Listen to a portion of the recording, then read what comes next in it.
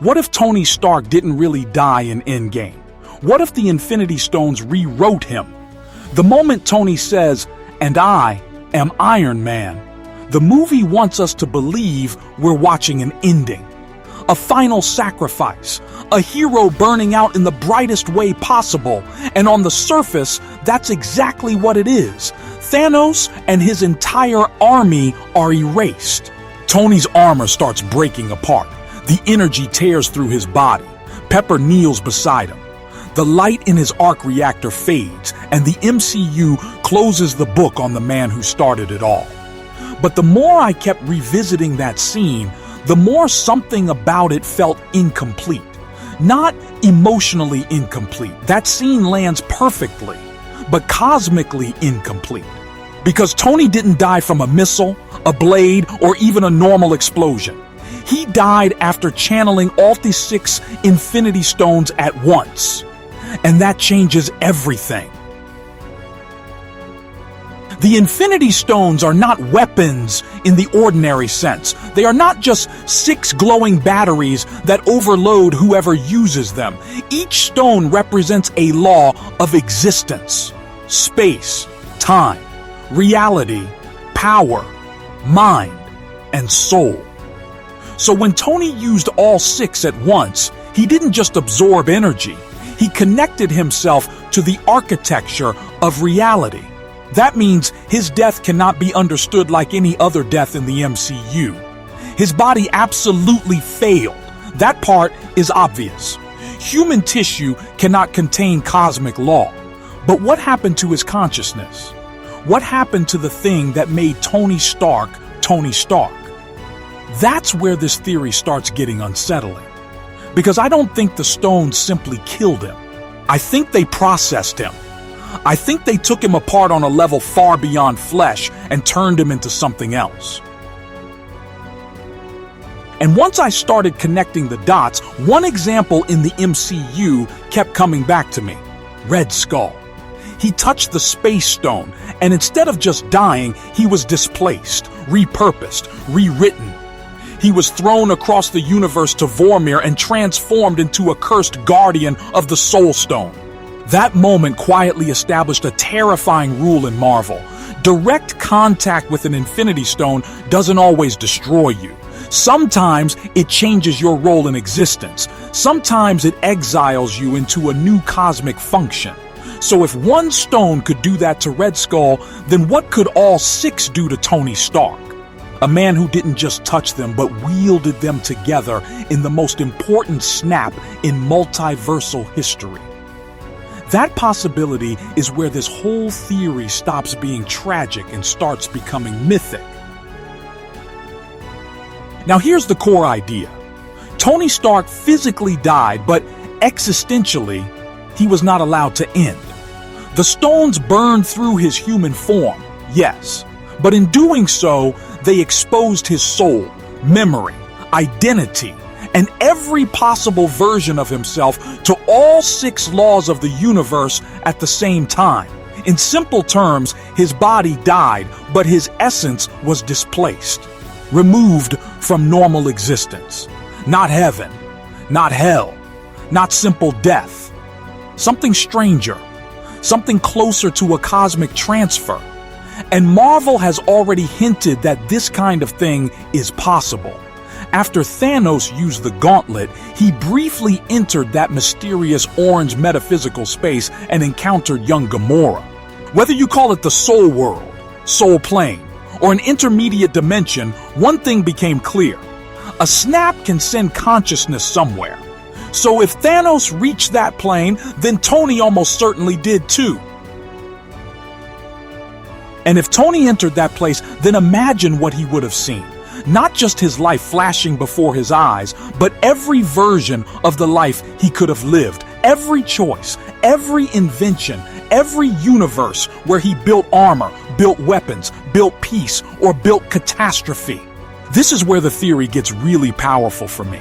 Because Tony's greatest trait was never just intelligence. It was creation. He is the man who builds the future. That's his cosmic identity. In one universe, he becomes Iron Man. In another, maybe he never escapes the cave. In another, he builds something worse. In another, he becomes the reason an entire world survives. If the soul plane exists outside linear time, then Tony would not just see memories. He would see patterns. He would realize that across the multiverse, he is not just a person. He is an archetype. And that's the exact word I think matters most here, archetype.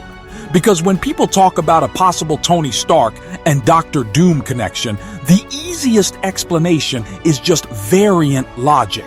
Same face, different universe. Done, clean, functional. But honestly, that's too shallow for what Marvel could do. I think the deeper explanation is that Tony Stark and Victor Von Doom are not simply variants in the ordinary sense.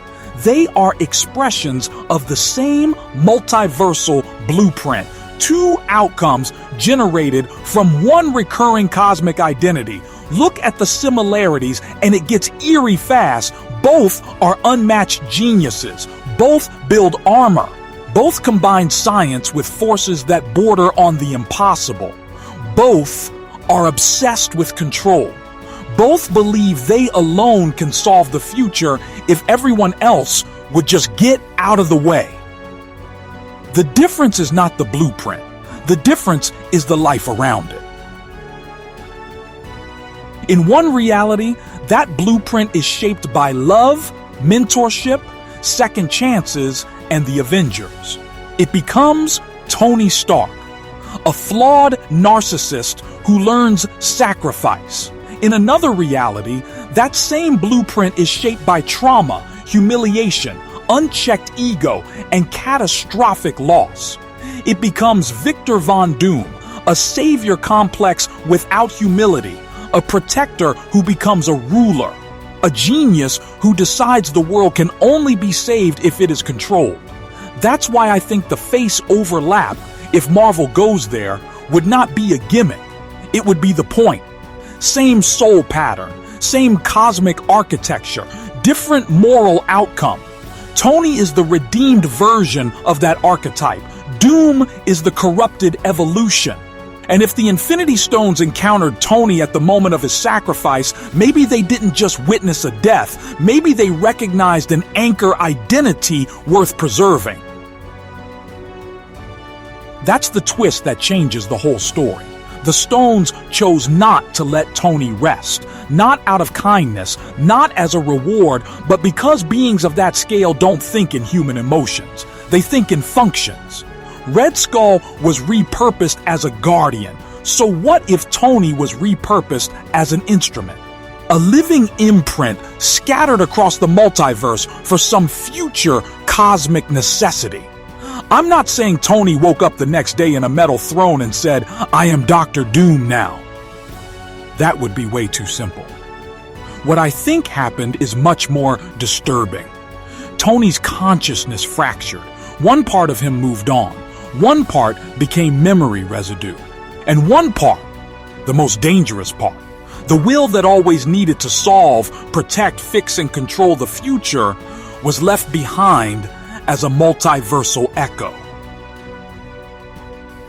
And that echo is where Victor Von Doom comes in, not as Tony Stark reborn, but as someone who connected to the residue Tony left behind, a different man in a different universe, but one whose identity was already dangerously close to Tony's archetype.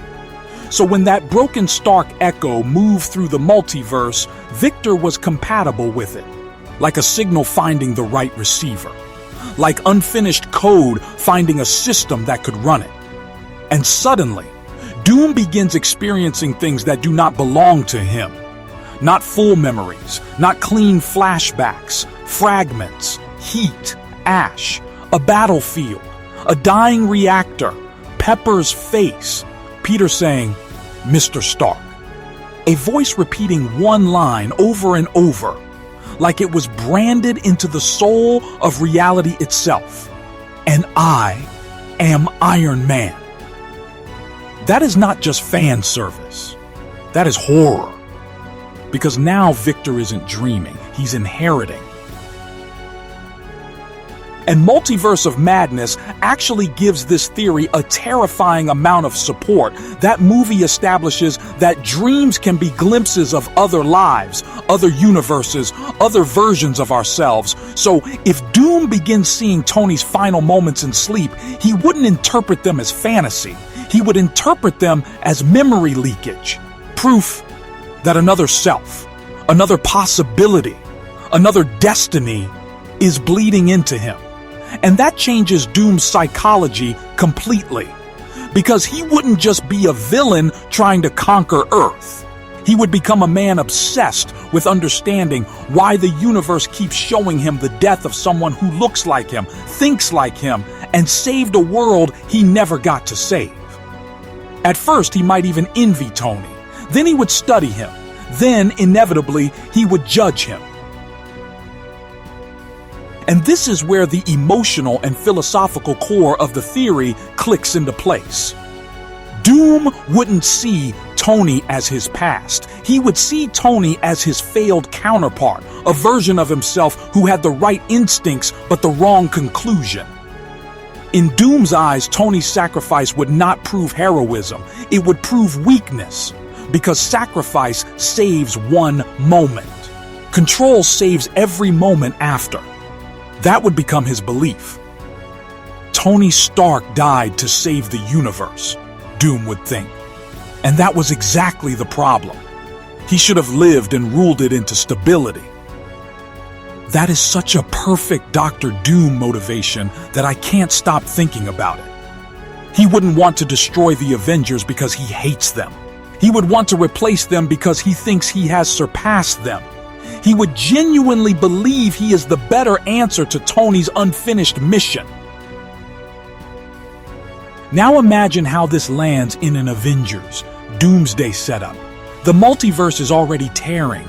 Incursions, bleeding timelines, worlds colliding, strange dreams becoming shared memories. Bruce Banner, Doctor Strange, and Shuri are trying to track a bizarre energy signature linked to collapsing realities. They find a source connected to Doom's armor, and what they detect makes no sense. It isn't just advanced tech. It carries an arc reactor-like energy profile, but layered with soulstone metaphysical residue and impossible time-space distortions. Shuri looks at the scans and says, "This isn't just armor." Strange studies the pattern and realizes it behaves like a consciousness anchor. Bruce slowly recognizes the radiation signature because he has seen it before, on the battlefield in Endgame.